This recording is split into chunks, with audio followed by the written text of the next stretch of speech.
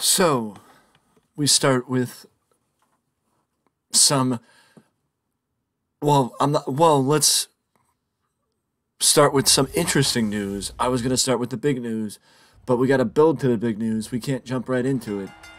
As we have new. Actually, we'll get to that. A few weeks ago, I actually reported that the Young Bucks were set to be a part of Wrestle Kingdom 17, and there was no report at the time as to why the Young Bucks were not on the show. But now Matt and Nick have both went on record to say that the main reason why they have not been on, that they were not featured, is because basically that plans came together too little too late, and had they come together sooner, it may have been a different story, but they were on vacation with their families at the time and really did not have any interest in missing the vacation with their family to go to Wrestle Kingdom 17. But they were supposed to be a part of the card and also accompany Kenny to the ring during his match with Will Ospreay. As far as I know, Don Callis was the one that was at ringside with Kenny. But Nick, I believe, did not write off the possibility of, or the likelihood of, the Young Bucks returning to New Japan in the not-too-distant future.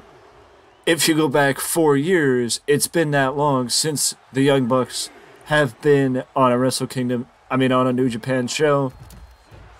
Pretty much since AEW became a thing. Kenny stayed around in 2019, but the Bucks and Cody were gone in 2018, with Kenny leaving in early 2019 to go to AEW.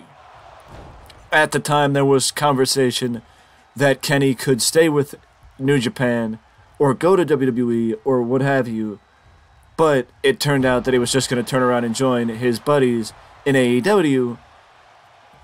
This was also Kenny's first match back against Will Ospreay in New Japan since the formation of AEW. So to see the Bucks back would be a culmination of 4 years of waiting, in some cases, for the, in a way, Conquering Sons to return to where they made their name. Because the Bucks undoubtedly became universal, worldwide superstars in New Japan. And without New Japan, they would not be in the position that they're in my opinion. So, for them to return, it would be bringing things full circle, per se. Speaking of a return, we're going to be missing Johnny Gargano for a couple of weeks because Johnny is going to be out 5 to 6 weeks with his shoulder injury. A little bit more full disclosure, Johnny sustained his injury December 30th at the house show in Toronto, which is ironic because when Johnny made his return, he made his return in Toronto, Canada. So it is ironic that he got injured in the same place that he returned. But as of right now, with the fact that the Royal Rumble is 2 weeks away, that means that Johnny Gargano is not in the Royal Rumble this year, which is very unfortunate because Johnny would have been a welcomed addition to the Rumble. And the fact that he's going to miss the Royal Rumble this year is very unfortunate, but it will give him a full year to find his potential, to get his feet under him in WWE, and become the superstar that we all know. Also, Alex Hammerstone will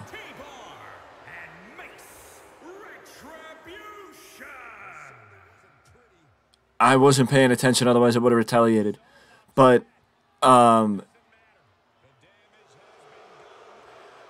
Hammerstone will defend the MLW World Championship against fellow top MLW star Jacob Fatu at Superfight, MLW Superfight on February 4th, which ironically enough, Superfight is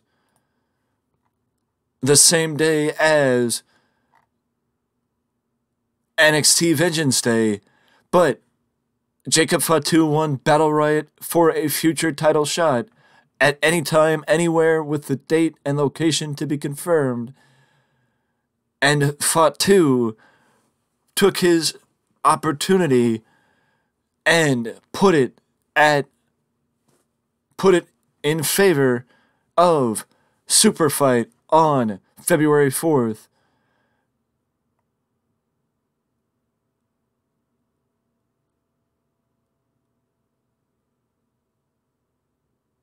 Winning Battle Riot 3 and fast-tracking to a monumental title versus title bout at Fightland 21, then National Openweight Champion Hammerstone would endure a ferocious fight from Fatu, only to roar back and defeat the Samoan Smashing Machine and take the belt.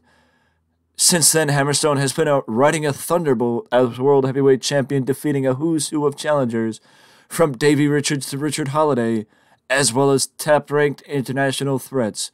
Along the way, Fatu has rampaged through MLW, crushing out Contra after falling out and uniting his family and friends to form the popular Samoan SWAT team, stacking high-profile wins en route to winning Battle Riot 5.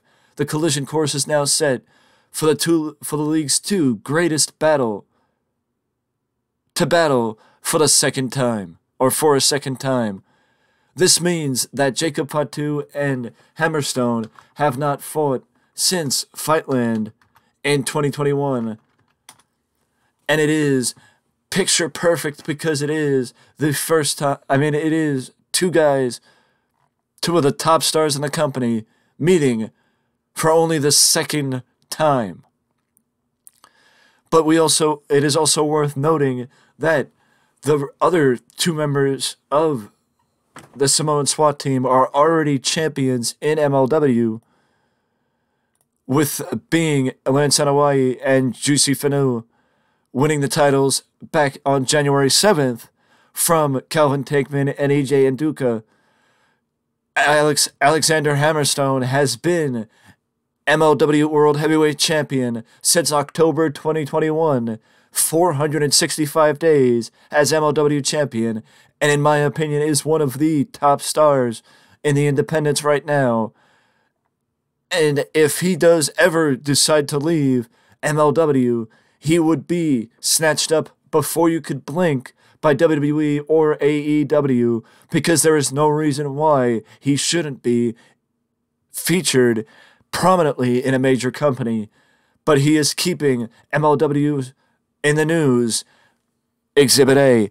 But speaking of the news, for me to end this video without mentioning, the boom is back in AEW. Adam Cole, baby, is back in AEW. As far as a couple of months ago, we would have thought that Adam Cole was done for good, and there were questions if Adam Cole would ever return. But now we know for certain that Adam Cole is back in AEW and is planning on a big 2023. So that is the big news of the day, in my opinion. And with that being said, I will see you in the next video.